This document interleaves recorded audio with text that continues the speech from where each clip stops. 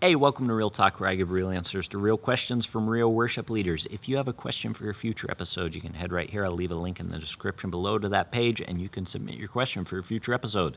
Got a good question this week? Let's talk about it. As the music director of our church, I would like some advice on how to handle our sound team that regularly gives half-hearted efforts to the sound of the church. In the last few months, we've had 3 sound team meetings to gauge interest from church members wanting to join the sound team and to go over basics. Only after the 3rd meeting did anyone make a schedule for the sound team, and there's been little to no training provided for the new people. The current sound team leaders regularly ignore guidance from a couple of people that actually know about the soundboard. They regularly do not have mics and other equipment set up for the praise team. We waste a lot of our music practice time on them either having to figure out why something isn't working or wasn't plugged in. During the service, there's a lot of feedback, as well as one singer overpowering the other. There's a lot more to the story than I can tell here, but I just need a little advice on how to inspire the team to do better. I've tried being nice, and then I've tried a little tough love. Neither has worked well. The first thing that I noticed in your question is sort of a red flag. Well, it's not sort of. I'm trying to be nice about it, but it's a red flag. You use the phrase a lot, this is our practice time. It belongs to us, the worship team, and then they, the sound team. And it seems pretty clear from your question that there is an us versus them mentality. That there are like 2 separate entities in your church. There's the worship team and there's the sound team. And honestly, I think until you fix that distinction and make it one thing, I understand that there's some distinction between the people who serve in the tech booth and somebody who's singing on stage. But in any ministry that I've run, those 2 groups are so interconnected with each other because they rely on each other. The reason that you have a sound team is so that they work with the worship team, and the reason that the worship team needs a sound team is because without the sound team, they can't be heard. So they should all fall under the umbrella of the worship ministry. And I think that that's I don't know how you have it set up at your church, but here's another thing. You said, I'm the music director of our church. Anytime I've served as the music director in a church, the responsibility, at least the overall oversight of the sound team, not that I micromanage every little thing in the sound team, but the overall oversight of the sound team falls under my leadership. And I could see the case where maybe if you're in a larger church than I've served in, maybe there's somebody specifically who's been hired to lead the sound team. That doesn't really sound like the case here. And if that is the case, then the person who's in charge of the sound team, if they're like full-time on staff or something, then they aren't doing their job. And so that needs to be addressed in a different way. But I don't think that that's the case here. I think you have like somebody who is volunteering to lead the sound team. And so if you are the music director and you're on staff and you've been hired to oversee the worship ministry, then at least in the churches that I've served, in the organizational structure, the music director, the sound team, falls under their leadership. Once again, that doesn't mean that you have to micromanage everything that happens in the sound team, but at the end of the day, you are overseeing that, which that can be good and that can be bad. And I tell you that, first of all, I think, and you want to do this in an appropriate way, and it sounds like you've been trying to do this, but understand that you do have structural authority to set the precedents in the sound team. I mean, check the organizational structure of your church, but in any church that I've served in where there's been a volunteer sound team leader and I'm the music director, then I am technically over them. And I know some people will complain in the comments, oh, there should be authority in the church or something like that. Well, okay, but we need to have leadership structure in the organization of the ministries in our church, right? So that's the first thing. You probably are in the organizational structure of your church, you're probably over these people, which means that you can change the situation. But number 2, this is also your responsibility. And I know that this isn't going to help because it feels like I'm blaming you for it, but it still seems like in the way that you ask the question, you're like, these people are over here and they should be doing all of this stuff and they aren't doing it. And I'm over here, and I'm like, hey, we need you to do this stuff, but you aren't doing it because you're over here, and this is your responsibility. Understand, if you are actually up here, then all of the stuff that isn't going right, that actually is partially your responsibility as well. And you are to blame, not because you aren't doing it, but because you haven't led in a way, which I know you're asking, how do I lead in a better way to do this? I'm just explaining it to you here. You haven't led in a way where those things are getting done. So don't just blame it all on them. Take some responsibility for yourself. And then we're going to figure out a solution. So that's the first thing when it comes to you being over that ministry. But I want you to view yourself, as long as it's organizationally, structurally appropriate, I want you to view yourself as over them and view the sound team being under the umbrella of the worship ministry, because the worship team and the sound team falling under the umbrella of the worship ministry means that they are one and the same. They are both part of the worship ministry at your church. And that's how you get rid of the us versus them mentality. It's not the sound team's over here and they're not doing their job, and the worship team's over here and we're perfect. It's no, we're all in this together, and we need to figure out how to work together as a unit, not as two separate entities, but as a unit. We aren't fighting over things. We have a common vision that we're aiming towards, and we're going to work towards accomplishing that common vision together. Now, with all of that foundational stuff out of the way, what can you actually do? And the first thing that you need to do is you need to raise up your tech team's understanding, because it is the tech team that you're over. You need to raise up their understanding of what it means to serve on the tech team.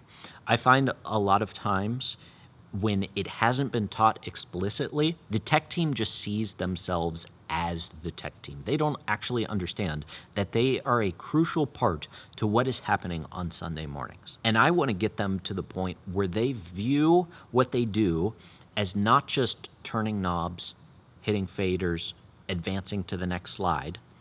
I want them to view what they're doing as almost an act of worship leading. I want to give them the theology of our corporate worship gatherings, that is, that we do it to glorify God and to edify the believers in our church. You could even get down to what's the purpose of singing, because that's what they're going to be mixing and facilitating through the technical aspect of the church gathering. You could teach them that the purpose of our singing is, yes, to glorify God, but we're also singing to one another. And so people need to be able to hear one another, and that might inform. Now they have the theological foundation of why we gather together on Sundays, and then that overflows into, okay, if what Spencer taught me about the purpose of corporate worship is true, then that should affect how I do my role as a sound engineer, for example, and I might bring the volume down a little bit more so that everybody can hear each other. So I would teach them what the goal of corporate worship is and how their specific role as serving on the tech team helps facilitate that, whether that's the volume of the mix in the room, whether that is an undistracting mix where we want people to be able to seamlessly glorify God and focus on edifying each other through our singing instead of thinking, okay, this sound mix is really bad. Or it could even be the timing of the slides. We don't just want the timing of the slides to be perfect because we just want them to be perfect. We want the timing of the slides to, for instance, go to the next slide before people finished singing the current slide, because we want them to be able to sing the next slide along with us. And so if you just go to the next line when we're singing that actual phrase and it doesn't give people enough time to prepare to sing it, then we're actually hindering the purpose of our corporate worship gathering, because we're supposed to be singing together, and getting late to a slide hinders that purpose, and so we need to get there ahead of time. Do you see how that's different than just, I need you to click the slide a little bit faster, and now you've actually explained to them theologically why we want them to get to the slide faster. So I suppose that's foundational as well. View yourself as a unit, the worship team and the sound team working together, but also teach your sound team the theology of worship. The next thing I would say is just think about how you think about how you're going to communicate with them. I can tell in your question, once again, I know you're frustrated, but I can tell that it's like, this person doesn't want to do this, and the mix is bad, and it's almost like it's because they purposefully want to make it bad or something, or they're just apathetic about it and they really don't care. I suppose that could be true, but you can also think about it, this person is just not trained enough yet. And more often than not, that's the case. It's not that the sound people want to do a bad job. It's that they just aren't trained on what a good job even looks like. And I think it's perfectly appropriate to have a standard skill of running sound, of mixing, just like it is to have a standard skill, a baseline skill, I should say, of musicianship on the worship team.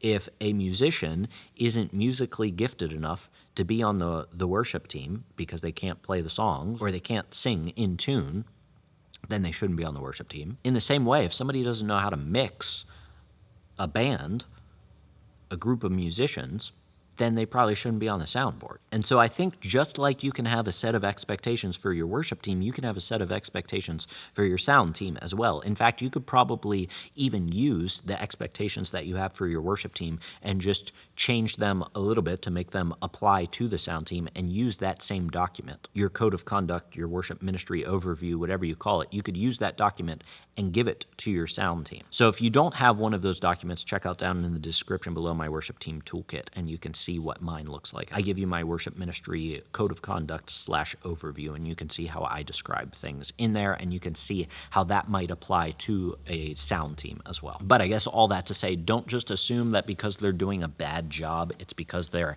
apathetic or they don't care or they don't want to do a good job. They might legitimately just not know how to do a good job. And I know that you said, well, we tried to have people show them and they don't want to listen to it. What would I do in that case?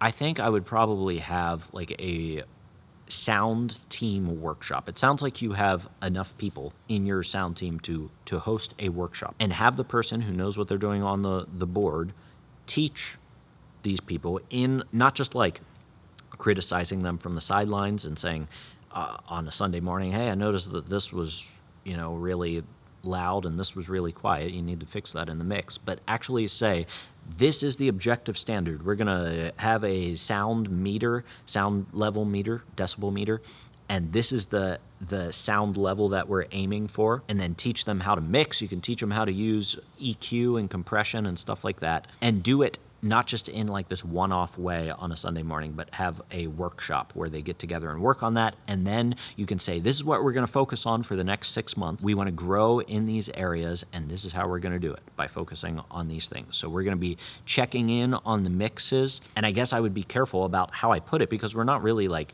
looking over their shoulder. And I don't want them to feel like you're breathing down their neck. But at some point, we need to have a standard that we're trying to reach. And the way that we are going to do that is through feedback and constantly improving. And this is how we're going to constantly improve. We're going to evaluate the mix of the service for every week this month and see how much we can improve by the end of it. So I would eventually get into specific training along those lines, but I would really start with viewing your worship team and the sound team as one cohesive unit and figuring out how you're going to communicate that to both parties so that the sound team isn't mad at the worship team's not mad at the sound team, but you're all working together towards a common goal. And like I said, you can have expectations for your sound team just like you have them for your worship team, so check out the worship team toolkit down in the description below if you need a code of conduct for your sound team. And you want to see how I lay out the expectations for my worship team, you can apply that to your sound team. Check that out down below. Other than that, until I see you in the next video, keep leading worship well.